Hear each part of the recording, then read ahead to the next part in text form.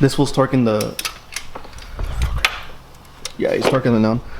Oh, shit. It was at this moment that he knew. He fucked up.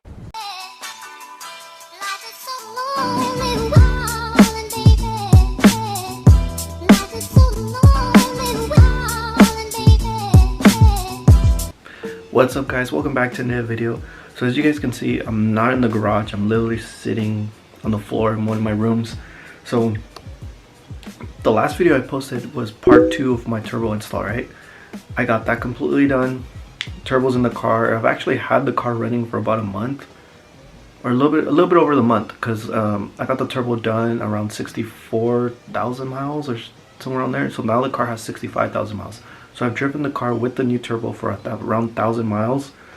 So I'm gonna explain what went wrong in the last video, right? Because as the video ended with Axel stripping the bolts where the turbo and the block meet, right? So that you have to torque each bolt down to a certain spec. So we used our torque wrench, started torquing it, and it completely broke. And I was so stressed, like you guys have no idea. I was like, oh, did I just ruin this car? I just picked it up. I had it for maybe a couple months. I still owe like a lot of money, and yeah, it was just a lot of things going through my head. So it was just crazy. So I'm gonna get up here. I'm gonna move a little bit. I'm trying to get a white background for you guys, that way you guys don't see the pictures and stuff like that I have in the other room. But cool, and I'm back. So yeah, sorry about my voice a little bit. I was trying to keep my voice as low as possible because I wanted to record this video because I need to edit, I need to post. But yeah, it wasn't working out, so I had to come to the garage. It's freezing cold. It's legit like maybe 12. So the bolt stripped, right? So I was super stressed, like tripping. I ended up reading a bunch of forums. None of them really gave me like an exact good answer that I wanted to hear. So what ended up happening is we hand tightened as much as we could, like as much as force as we could, enough where you can feel like it's good and tight, but not enough where we know, well, it might break, right? Like, I don't know if you guys ever tighten a bolt and you're like feeling it and you're like, if I do a little bit more, it's gonna break. That's pretty much what we did to all the bolts, because we did not want to like strip the bolt again. We didn't even want to risk it. So far, 1,000 miles later, it seems like it's working. I don't really have any issues on that part. I know it's pretty bad because you do have to torque them down, because I don't understand how that bolt stripped when it's supposed to be torqued at a certain level. And we checked, like there was like 4 or 5 different people that checked my torque wrench, and we checked and it was the correct torque, like what it showed on BMW forums. So I have no idea what went wrong. Maybe it was too much, or maybe because we were using the big torque wrench, right? Maybe there's a smaller one, which I'm pretty sure there is. Maybe I gotta buy that one or something, right? So that was one of the biggest issues, right? Now it not so much, because the bolt's still inside, right? So it's only gonna be like a huge issue when we gotta take it out, or we're gonna replace it, or if we want to go to stage 3 turbo, because that's an option now. I don't know, but for now it's good. Just if you guys are planning on doing the turbo install, just be careful with the bolts. Anyways, so that was one, right? Honestly, like all that work wasn't as bad. It was honestly just more time consuming because there was little things that went wrong. The second biggest issue that went wrong was we finished everything. We started the car like you guys saw.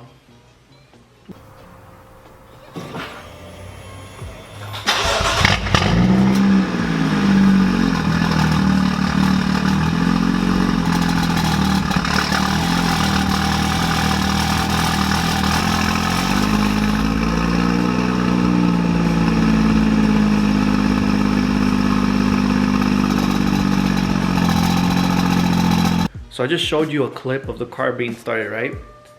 A little sketchy how like there was smoke coming out.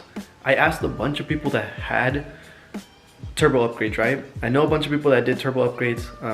They either have n55 platforms or n54s, but it's either a big turbo, they just swapped them for a pure turbo. And all of them said that whenever they started up the car, they didn't see any white smoke, which was really like once again I was tripping out because mine was coming in with white smoke. So I didn't know if I did something wrong to install. This has been the first biggest project I've ever done with me and my brother, right? Like installing a turbo is a huge project, and I didn't know if I did it incorrectly or something. So we were really tripping. So reading all those forums was super confusing because some people were saying this, some people were saying that. So I didn't know what to believe or what side to take. It was super confusing. So I remember when we started the car, smoke was coming out. We checked underneath, and it was something was dropping, right? Like at first I honestly thought it was maybe oil, because I knew the bottom piece where we took the oil, like the oil pan, right? That little bolt I didn't tie in like tightly, so I went in the car, I tied it tightly, and it was still dripping. And I was like, what else can it be? Because it was coming, a little bit was coming in from there, but there was a little bit in the front where the engine bay is. It was dropping. It turned out to be coolant. I just didn't know if it was the coolant, like what line, because there's so many coolant lines, right? Found out what it was. It was the in the turbo, there's coolant lines that go into the turbo and coolant lines that go out, right? It turned out to be both lines. I thought the lines got broken when the turbo was placed in and placed out, right? Like during the process, like it must have like ripped a little bit, but it actually wasn't that. It turned out to be the little O-rings, the little gaskets. That was my issue all along, which was totally like confusing. If you guys have not purchased any O-rings, O-rings are legit $5 a piece, and I ordered a bunch of them. I ordered maybe like 25, so that's a bunch of money gone to the garbage. I'll never see it again, because all those O-rings, when we were trying them out, we were popping in, putting them in, connecting everything, turning the car. If it was dropping again, we had to take it off, pop it in. So we did that over and over and over with different sizes. We even called BMW to see what the size was, and they told us it was this size, and it didn't turn out to be the wrong size. Like, we legit could not find any help. I was about to tow my car to one of the nearest German shops that I know of to see like if they could figure it out, because I was like done. I was like, oh my god, I messed up the car. This is just one thing. I haven't even driven the car to see if there was another issue. And then really quick, guys, so for all the issues I'm going to talk about today, I'm going to put like a little bit of like what happened and any links I found that are helpful in the description below. That way, if you guys are installing a turbo on your n55, you guys find the right help, because all I'm doing is kind of speaking of what happened to my issue, like what my problems were installing this turbo. So if you guys need help, if you guys come up with the same problems I did, you guys can either reach out to me. I'll point you to the right direction, or even give you some tips and stuff like that, or look down in the description. I'm gonna put a bunch of helpful tools down there.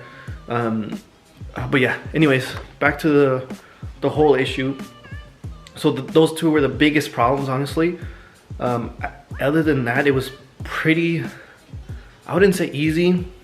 Like out of 5, I would probably rate it like a 4.5 of difficulty, just because it was, there really wasn't any much help. The biggest help was probably from Kies Motorsports. They posted a video of a 3-part video of them installing a turbo on a 335 F30 series, right? Which is basically the same car, basically the same engine, but he doesn't have the electronic wastegate.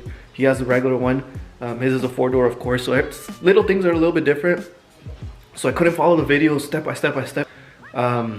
But I think that was it. We were just kind of following videos, Googling stuff, looking at forums, reaching out to some people. But it was honestly extremely hard.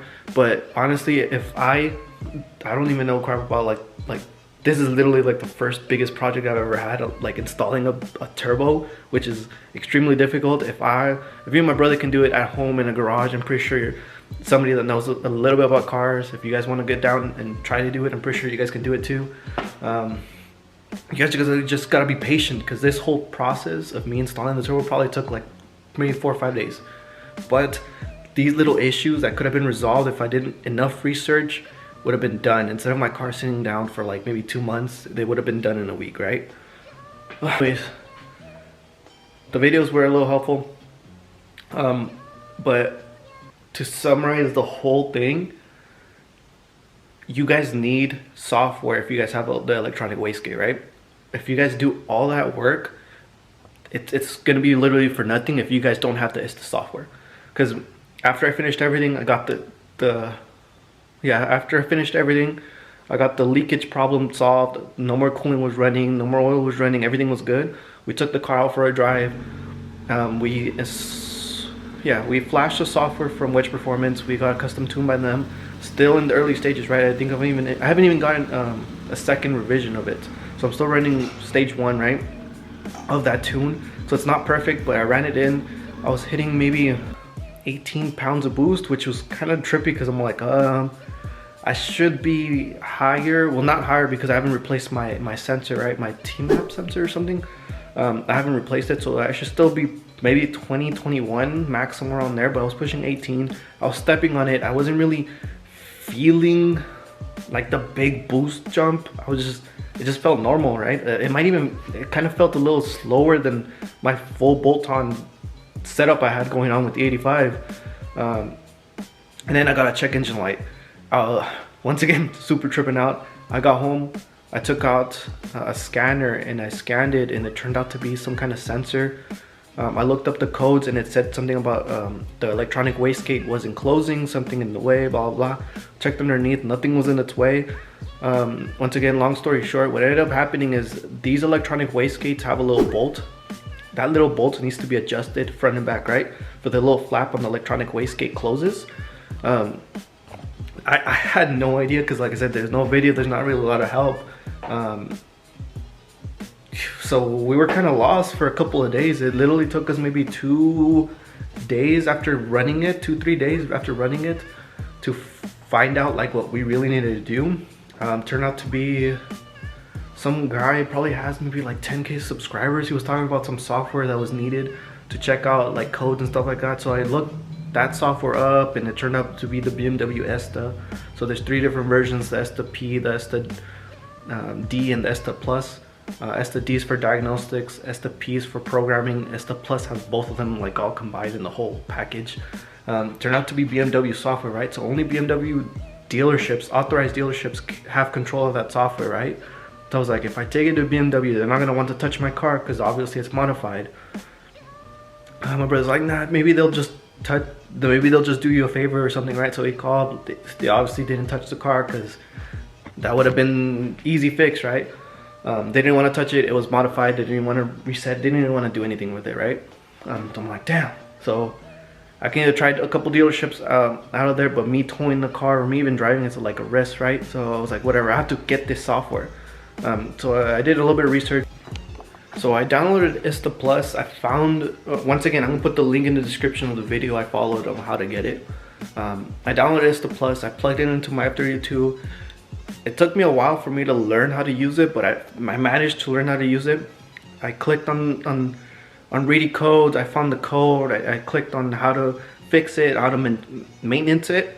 So I clicked on it and it gave me legit step-by-step on what to do or how to fix it, right? So obviously that bolt, now I know that bolt needs to be adjusted. I didn't know that. I thought as long as it closed it would be fine because it's an electronic wastegate. So I figured maybe if it's closed, once it needs to be open and closed, since it's an electronic wastegate, I'll do it on its own, right?